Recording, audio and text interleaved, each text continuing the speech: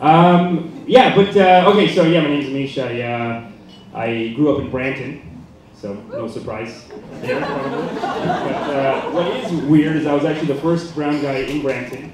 It was super racist as a kid. I remember I'd be coming home from school, and these guys would call me a packy. It was awful, right? And I'd go home and tell my dad, I was like, Dad, let's do something about this. God damn it, let's go mess these guys up. And my dad would be like, Dad, let me from India. maybe they don't know. So like my dad thought they were saying, hey, go home, you baggy. And then I was gonna be like, actually, we're from India. And then they were gonna be like, oh my God, I'm so sorry. How rude. We totally take that back. That's terrible. So I was always a bit of an outsider in Brampton. It was weird, like initially anyway. But and the other thing about me is I was vegetarian, and it was weird growing up vegetarian. I'd go, and it was so long ago that they didn't even have like the cheese slice checkbox on our pizza order forms at school, and they just get it. I'd write it, and they just get a pepperoni, and then the teacher and I'd be like, I'm vegetarian. Is there no cheese? And the teacher would be like, just take it off. Just what? Oh, it's vegetarian. Tyler, eat his pepperonis. like that solves anything. It's ridiculous. Like there's no, like they didn't care. And then the other thing that was different about me is I was Hindu, and if you don't know what that's like, imagine a billion people who believe in the Lord of the Rings, because it's ridiculous. It's ridiculous. And none of the other religions take you seriously. Every other religion is like my Hindu and my Christian and Muslim friends would have these nerd debates about like where Jesus came. Like, no, it was Esau, it was not Jacob, and they'd get in the fight, and they'd be like, well, what about Ganesh? And they'd be like, okay, get out of here. Like, the real religions are talking. Convert to something. You're gonna go to hell. And so as a kid, I remember being in grade 2, and like, people would come over to convert me. It was a really poor neighborhood. I don't know why it was a really very poor neighborhood, and in poor neighborhoods I feel like there's a lot more of that, like, or maybe because they were just racially profiling me because I'm brown, and they were just like, they'd come over, and they would come inside, like I would let them in, and I think we're gonna have like a fun little religion talk. I was a very religious kid. I believed in, it was like Lord of the Rings to me. It was like I believed in all these Ganesh and all these monkey gods, and it was fun. So I'd be like, oh, well, they'll tell me about their thing, and they'd bring me their Watchtower magazines, and initially it was like all, like I was like, oh, we'll have this fun conversation, and then they would be like, no, you're going to hell. You need to convert. Like, we need to get you on our side or whatever. So I hated going home. It was weird, and I couldn't walk home that way because these guys would whatever. So I started walking home the very long way, which was a dream because it was it got super rich. The neighborhood got really rich on that side. Like the houses were up on hills, beautiful big trees. Like I lived in one of those cookie cutter kind of neighborhoods, and that was like a beautiful kind of rich neighborhood. And then I met my first girlfriend. It was grade 2, and we totally did stuff. It was weird. She did stuff, really, but whatever. I enjoyed it. It was fun.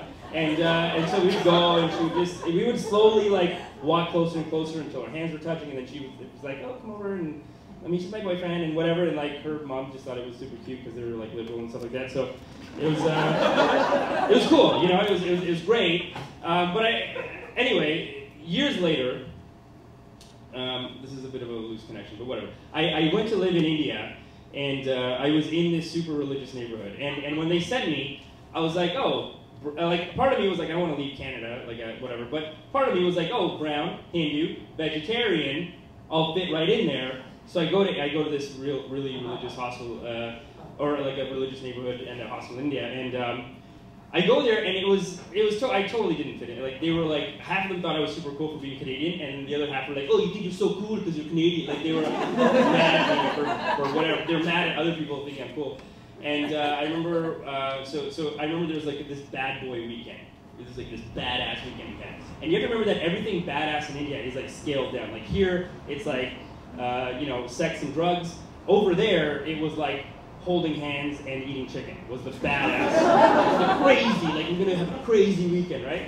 So at the start of this crazy weekend, our teacher guy, like the guy who runs our school, we called him our rector or something like that, or rector or something. So he ran our little boys' school over there, and he took us to see this movie, and this groundbreaking Bollywood movie. But he didn't know that in this movie, they were gonna kiss on the lips. Like it was such a big deal. Like one guy had already seen it, and he told like 2 or 3 of us, and he was like, bro, there's kissing, right? And I was like, and we were like, yeah, okay, that happens, right? And he was like, no, on the lips. And it was like such a big deal, but we kept it a secret. And we go to see this movie, and they're at that part where they're about to do it, and usually in a Bollywood movie, like at the last second, the girl runs away and starts doing a weird, like show off her boobs or whatever. No kissing, but they'll do the fisheye lens on her boobs, and it's crazy, whatever. So, in this particular movie though, she did not run away, and they started going at it. No tongue. Come on, let's not go too far. But they're going at it. They're like really smooching it up. And I could hear in this, because we were in this like religious kind of neighborhood, and we were like this boys' school or whatever. You could hear people be like, oh my God, what is this? What is this? Like people were like losing it in the theater. And like you know like in the North Korea when the guy dies and people are like, oh, I'm so sad, whatever. The theater was like there were kids that were like, they couldn't just be like, look away. They were like, no, but why? Oh, Krishna, Krishna. Like they start praying and like weird stuff was happening in the theater, I swear to God. And you know, like half of them were like, oh God, like whatever. But they didn't do that. But okay. So and then the teacher's losing it. And he's like yelling, and like he's going back to yell at the guy who runs the theater. He's like, how could you not tell us, whatever? And he's coming back, and he's don't look, whatever. This is like it lasted 2 seconds, but he was so mad that like after he was telling us to like not look for a little while until he made sure, talk to the guy, like pushes him around a little bit, and then he comes back and he's like, fine, I'll let you guys watch the movie, whatever. So we watched the movie, but before the kissing scene happened, the dude who told us, he made a sound. He knew, like the teacher, and the teacher was always paranoid that we were all like gaining up on him. And so after the movie, he's like, one of you goddamn knew. Who knew? Who's the guy who laughed before the movie? Someone laughed before it happened. I know it's one of you. And so I'm not ratting the guy out, right? So he makes us walk home like this. Like we had to walk home like this, through Indian summer, like in this hot neighborhood. And people were just like, look at these crazy whatever, because they started kissing in the movie. It's so ridiculous. It was so weird in India, like when people kiss, like in that neighborhood, like even like Star Trek Next Generation or something. Like occasionally, like there's a kiss, like you know, like once a season they'd kiss. It wasn't like old Star Trek, but like they would kiss, and people would be like, the next day they'd be like, did you see it? Did you see like Picard and that girl? You know what I mean? Like it was. Whatever. Anyway, so it's a big deal, but I like they really felt like, man, this guy's cool. This Amish guy's cool. He didn't rat us out.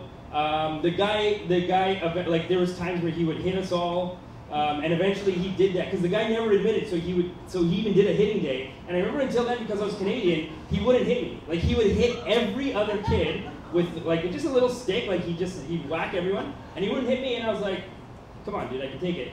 But that time he did, and so they were very happy that I didn't rat them out. They were like, nice, this guy's cool. So they decided to take me on their bad boy mission of like, bro, we're gonna buy chicken, we're gonna get chicken, but don't say anything, like we're gonna buy, and like, you know, you're cool, right? Like you eat chicken. Like they thought that I ate chicken too. And I don't, I'm vegetarian, right?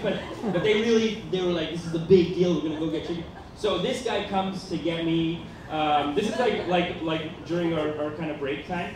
So we can kind of go home. So I went home to a nearby house, but he comes to get me on his motorcycle. He's got his aviators on, his badass jacket. He's like, bro, we get chicken, bro, let's go. So he takes me. We go to the Muslim neighborhood because the Hindu neighborhood won't sell chicken. So we go to the Muslim neighborhood, and he's like so like bravado, like, hey, give me one fat chicken, man. Come on, like he's like yelling at the guy, and he takes one out. He's like, no, put it back. Take another one. He takes it out like there's a full cage of chickens. Pulls out a chicken and just pops it right in front of us. So I can't eat meat, I don't know how people do it. But he pops it right in front of us, it's like still struggling, he rips the feathers off, we go to we went to some, this is such a whole mission. It was like a weekend mission. We go to someone else's house whose uncle is in on it, so he marinates the chicken for us. We marinate over there. We take this secret package to another guy's house. It sits in his fridge. Then we catch word his mom found the chicken, so this guy has to call him back like, bro, we have to go get chicken, man. Come on. We get back home. This dude passes the thing back over to us. We have to go find another place to hide it. Whatever. Eventually, we're eating the chicken. I didn't eat it, but they were. It was like they were smoking weed. They were like, bro, it's so good. Oh my god, it was so spicy, whatever. I don't know. But anyway, it was weird, being. It was weird. I never really felt. I still felt like a bit of an outsider there. Anyway, so fast forward, I'm back in Brampton now, and now everyone's around in Brampton. And I don't know, and I had this thought one day. I went to Tim Hortons in Brampton. I don't know if you've been to a Tim Hortons in the suburbs, but basically it's like my aunt's gonna work there. You know what I mean? It's old Indian ladies that work there, and it's not like Toronto where there's hipsters and artists that could take that job. It's like old Indian women, and I had this awful thought. I was in Brampton a couple weeks ago, and I guess the economy is maybe not too good, and I saw a 22-year-old white girl working at Tim Hortons, and I had this awful thought. I was like, she's stealing our jobs, goddammit. Where the hell's my aunt gonna work, right? But I remember thinking for the first time, I was like, I'm home. I'm not the outsider, whatever. But then immediately I was like, I hate being here, so maybe I like being an outsider. I don't know. Guys, that's my story. Thanks a lot for listening.